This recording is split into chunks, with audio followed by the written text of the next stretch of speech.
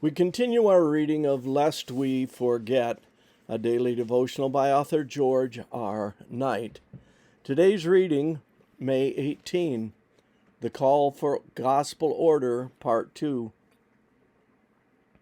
All things should be done decently and in order. 1 Corinthians 14:40. How to bring order and united action out of a growing herd of highly independent and somewhat opinionated individualistic believers was the task that faced James White during the early 1850s. Many of the Sabbatarians had come to believe that any sort of restraint from a church body was Babylonish oppression. It is that point that led White to call for gospel order in December 1853.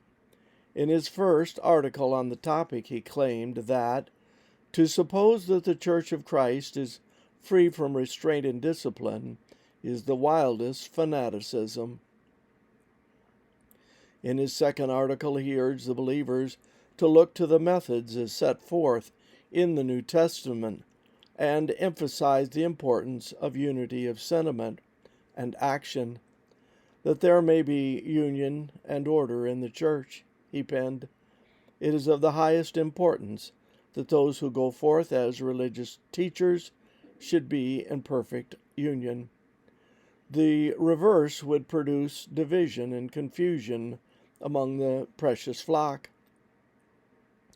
He who enters upon the work of the gospel ministry must be called of God, a man of experience, a holy man of God." That declaration set the stage for his third article, which dealt with the selection, qualification, and ordination of ministers, since in no one thing has the gospel suffered so much by the influence of false teachers. "We can say," James wrote, "from the experience of several years, that the cause of present truth has suffered more in consequence of those who have taken upon themselves the work of teaching, whom God never sent, than in any other thing. Brethren, shall we still mourn over the disastrous influences of the self-appointed preachers, and make no effort to prevent them? God forbid. According to the New Testament, the church must take care in the choice and ordination of ministers." In his fourth and final article in the series, James emphasized the role of the church as a whole in gospel order. The labor, care, and responsibility of this great work, he urged, does not rest alone upon a few preachers.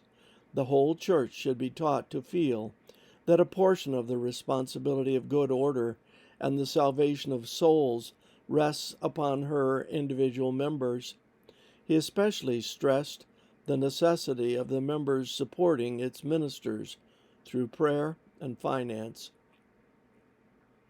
Sometimes we fail to catch the impact of White's last article. I would suggest that if we wait for the clergy to finish the work by themselves, it will be a little more than eternity before it's done. Each of us has a responsibility. This concludes our reading today of Lest We Forget.